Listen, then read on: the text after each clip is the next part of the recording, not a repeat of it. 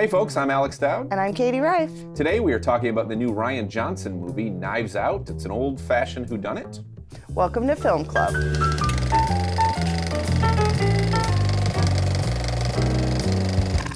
All right, so Dowd, today we're talking about a movie that I feel like has been around for a while. You and I saw it back in September at respective film festivals, but it's finally out, and it's actually a big hit. It's Rian Johnson's Knives Out. It's an Agatha Christie-style murder mystery, but it's got a lot of contemporary updates. What I loved about this film is that it is, and I think this is very typical of Rian Johnson's approach to genre. Mm-hmm. It's in some ways a very faithful riff on the sort of genre traditions that it's splashing around in. You know, as you said, it's very Agatha Christie. An old man has been murdered in a giant manor, and there's a whole accusing parlor of potential suspects. A sort of flamboyant detective has come to figure out whodunit. Played by Daniel Craig with a delightful Southern accent. Yes.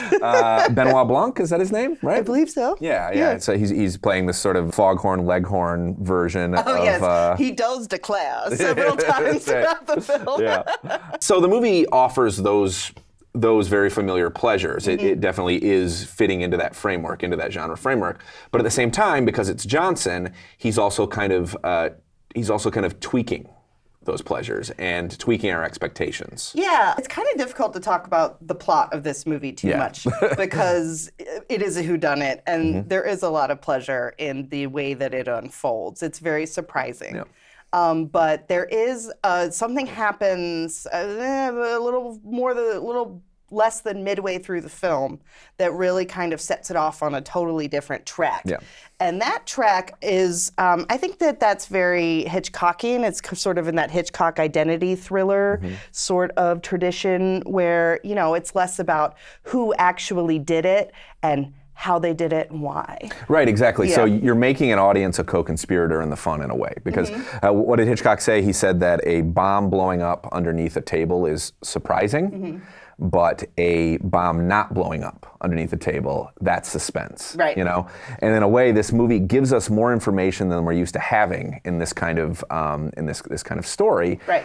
And then says, where can we go with it from there? I mean, that's not to say that there aren't twists and turns after that. Oh, there absolutely are. Plenty. Yeah. You know? And that's I think that's another remarkable thing about it, is that it gives us information that we wouldn't expect to have at a certain point, and then keeps surprising us anyway. Yeah. You know? And another thing that I think was kind of a fun, interesting riff on the old-fashioned whodunit is it is a dysfunctional rich family, all called into the same room by the detective, as Great you mentioned cast. earlier. Yes, it's a wonderful cast. It's a big A-list cast.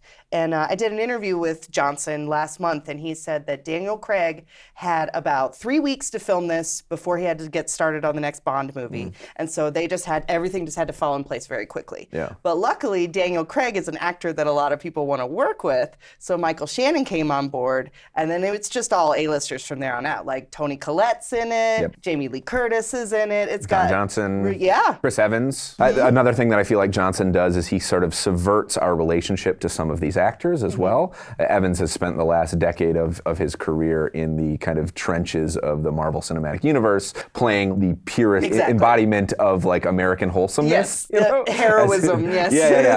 So in this, he plays like an obnoxious, spoiled rich kid. He's a much slipperier figure in this film. Yep. And another interesting kind of contemporary update on it is it deals with politics and sort of comes at it from both angles. Like on the one hand, one of the kids in the family is an alt-right internet troll who everyone in the family just thinks he's an asshole. Which, by the way, I do think that character is Johnson's swipe at the kind of internet trolls who are after him because they hated The Last Jedi. I mean, such sweet revenge. You're like, guess what, buddy? I'm going to make another movie. But also, at the same time, there are some sort of subtle swipes at sort of liberal moire.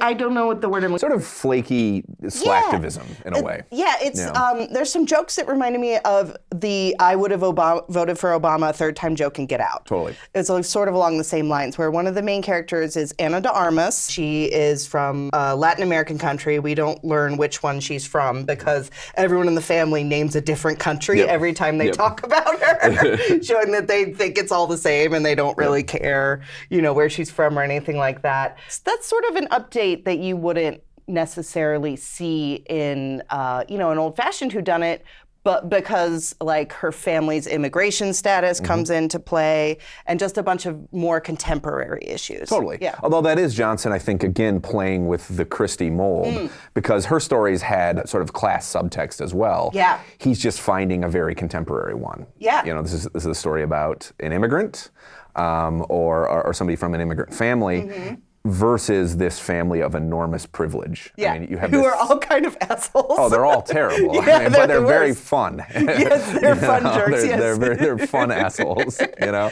Well, a nod to the past that I really liked in this film is it's set in this big mansion, this big Victorian Gothic-looking mansion that is full of sort of like signifiers of the sort of Agatha Christie era of magic. You've got automatons, you've got posters for Houdini, you've got crystal balls. I thought that was sort of a nod to the past of the genre as well. 100%, yeah.